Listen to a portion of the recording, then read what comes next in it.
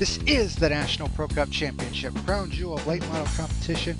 Here for race number 9 of 24, the Indiana Grand Prix presented by Hoosiers at the Hoosier Raceway in Mexico, Indiana. A 2.5 mile, 9-turn high-speed road course, all flat turns, so should make for an interesting challenge today. Pepsi Max, proud sponsor of the Pole Award, given to the fastest qualifier at each National Pro Cup Championship event. And on the pole for the second consecutive event is Sean Sanchez for My Coward Racing. Green flag is out here underway here. 25 laps around the Hoosier Raceway. And it is wide, very wide, easily wide enough for 5 wide here down these long straightaways. But it also has 9 very technical flat turns. So it will definitely present a very unique challenge for all the drivers that are participating in today's race. 19 in all, as Sanchez leads them off of turn 3 and down another long straightaway towards the hairpin turn 4. On board with Chuck Johnson now as they head down towards turn 3, and look at this move that he pulls on. Pretty much the entire field heading down into turn 3. Here's an aerial shot of it. He had to start at the rear of the field due to some incidents at the Ohio 250, and look at this pass. He basically passes 10 cars in one turn and is already up into the top 10 after just 3 turns at this 2.5 mile racetrack after starting from dead last. So pretty obvious that the 18 is pretty strong today. The St. Amazing Autosport teammates of Nate Patrick and Eric Drinkrider struggling a little bit as they are currently back in the 16th and 17th positions. Patrick came into today's race 8th in the point standings, while Drinkrider came in 5th. As the 58 of Sanchez continues to lead the way. He actually won earlier this season at the Fonda Raceway in New York, but he has run up front earlier this season at race courses before, most recently at VIR, where he finished runner-up to his teammate, Sean Johnson. The 71 of Zach Gott had a pretty successful run in his home state, but still failed to come out with a victory.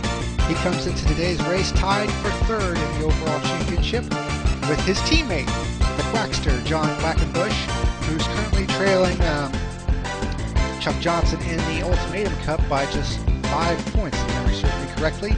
He's currently ahead of him right now and looking to gain ground, but here's the battle for 5th position as Chuck Johnson has a run on Aubrey Wood, and he will take over the number 5 spot. So in just 2.5 laps, he is running top 5 in this race, and right behind is de facto Ultimatum Cup Championship rival, John Quackenbush, as they go around the hairpin turn 4. So after having to start last in the Ohio 250, he is now all the way up to 5th in just 2.5 laps. Pretty impressive.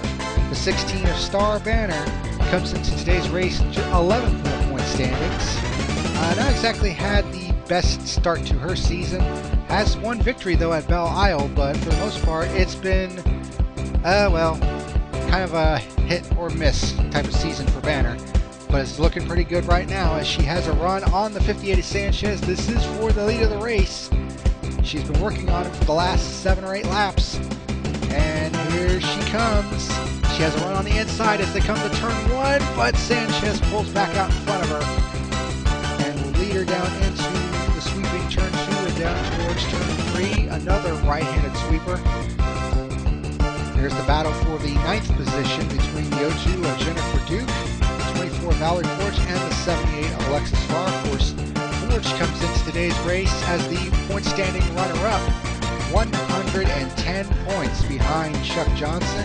So needless to say, she has quite a bit of ground to make up. Of course, it also didn't help that she fell out of the race early at the Ohio 250 while Chuck Johnson won it and led the most laps. So it's pretty much Chuck Johnson's championship to lose at the moment, but Forge is definitely going to try her best to get back into contention, but she's currently battling for the 9th position with the 02 of Duke and the 70 of Alexis Farr, but she has a very bad exit coming out of turn 9, or rather she was on the, not in a very preferred area at turn 9. You don't want to be on the outside there. And Alexis Farr is able to get around her and challenge the 02 of Duke for the 9th position as this battle continues down to turn 1. Johnson leads off the run of pit stops here. Parker Winton and Betty Cox follows suit on the next lap. The leaders come in, the 58, the 16, the 71, the 28, followed by the 99, the 56, and the 13. And then behind them, the 02, the 78, and 24, the 8 of Joshua Michaels, and then the 2 of Benny LaBouffe, the 1 and 08 make their way down pit road, and the last ones in are the 90 and the 66 of Nate Patrick. And on the exit of the pit road, Sean Sanchez's crew has a pretty good stop and is able to get him back out in front of Star Banner and allows him to maintain the lead of the race. So if Banner's crew was hoping to get Star Banner out in front of the 58, it didn't work. But for Quackenbush, he has a pretty good pit stop, and it actually allows him to get out in front of his teammate. So now moves John Quackenbush up into the 3rd position. We're now inside of 10 laps to go, and Sanchez continues to lead the way, but Banner is still right on his bumper and looking for any kind of opening.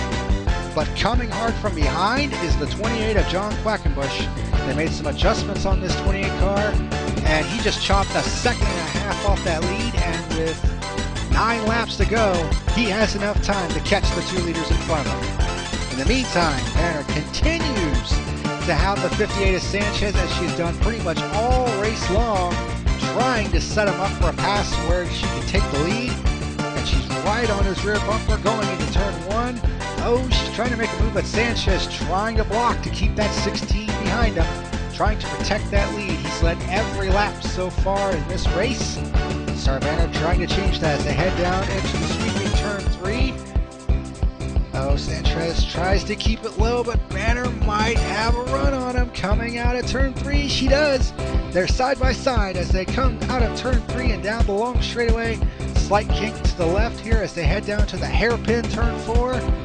Oh, this is going to get tight. Here they come to the hairpin. Sanchez trying to take the optimal line, but Banner stays side by side with the 58. She's going to have the preferred line into turn number 5. And she will finally, after working over Sanchez the entire race, take over the lead of the race for the first time here today, as she looks for her 2nd career victory. Her first, of course, being at Belle Isle, but Sanchez trying to come back as they go through the S's, turns 6, 7, and 8.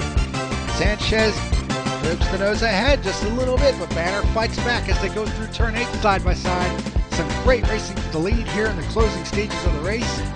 Banner's going to have the preferred line as they head up the hill and into turn number 9, the final turn before they head on to the long front stretch. And Banner will now assume the lead of the race firmly as they head inside of 5 laps to go. But as we're on board with John Quackenbush, you notice that gap is down to just 3 seconds, and he can now see the leaders in front of him. But with 4 laps to go, does he have enough time to catch them? He's been catching them at a rate of sometimes between 1/4 second and 1/4 to 2 seconds a lap, and he's now caught Sanchez coming to 2 laps to go. This is the battle for the 2nd position. Quackenbush also looking for his 2nd victory of the season and looking to surpass Johnson in the Ultimatum Cup standings, as well as try to catch up with them a little bit in the overall championship picture, which is 5 races to go after today's event. And he is trying everything he can, although he's not exactly in the preferred line heading into the sweeping turn 3, but he pours it down into turn 3, trying to get ahead of that 58 car as they head down the straightaway towards the hairpin turn 4, but Sanchez not giving it up without a fight. And Star Banner's certainly got to be loving this, seeing these two go side by side in her rearview mirror. But coming down the long straightaway into turn 4, the hairpin, Quackenbush will finally clear the 58 car and take over the number 2 spot, although Sanchez still not going to give up, but he's not exactly in a good spot. And Quackenbush takes over the number 2 spot. And now they come to the white flag.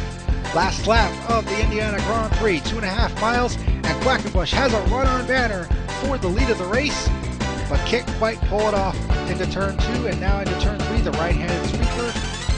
He has a bit of a run on Banner coming out of turn 3, but can't quite pull it in. Oh, Banner tries to block the 28 as he tries to go to the right side of the 16 car as they head down into the hairpin turn 4. Quackenbush trying to get a good line, but slips up just a little bit in the hairpin, allowing Banner to get away just a little bit. Quackenbush goes low going into turn 5, but slides up while the 16 of Banner has a much better entry into turn 5 and allows her to keep the lead and actually open up a bit of a gap. But now we come to the long backstretch with the S's coming up now, turns 6, 7, and 8. Can Quackenbush make his move there? Half a lap to go here in the Indiana Grand Prix. One of these drivers is going to get their second victory of the season. Who's it going to be? Is it going to be Star Banner for Power Steering Incorporated or John Quackenbush for Gravity Racing Incorporated? And Banner slips up in turn 7, and Quackenbush with a run to the end, to the right side of Banner. Coming out of turn 8, he will have the preferred line, and he just dive bombs it into turn 9, and he will take the lead coming off the final turn. Last lap, last turn pass, and John Quackenbush from 13 seconds back after the pit stops to victory lane as he wins the Indiana Grand Prix here at the Hoosier Raceway for his second victory of the season. Wow, what a tough break for Star Banner. She worked all race long to get around Sean Sanchez with the lead and then gets passed in the last turn by Quackenbush. Still a great run for Banner. Sean Sanchez led the most laps, but ultimately comes up 3rd. Zach Gott with a great run, finishing in 4th. Sean Johnson in 5th. Eric Drakerider, who was at the back of the field for much of the day, made some adjustments on that car, and he manages to power it up into a top 10 finish. A great recovery. As Chuck Johnson also finished in the 8th position, and does lose a bit of ground to Quackenbush, as we look at the rest of the finishing order. Nate Patrick in 11th. Parker Witten, Alexis Farr, Jennifer Duke, Ray Takita, Henry Lynn Caldwell, Joshua Michaels, Betty Cox, and Vinny LeBouf round out your finishing order. All 19 cars finished, and all 19 cars finished on the lead lap. And no contact from what we've heard, so pretty clean race today. And here are the Ultimatum Cup standings with 1 race to go. The only 2 drivers in contention are John Quackenbush and Chuck Johnson. And as for the overall championship standings, Johnson continues to lead the way, but his deficit over Quackenbush has shrunk to just 86 points. With 5 races to go, Gott, Forge, and Drakerider round out the top 5. The next race for the National Pro Cup Championship will be the first of 3 short track races in a row, and the last dirt track race of the season, the Hoosier Tires Mud Battle at the Terre Haute Action Track.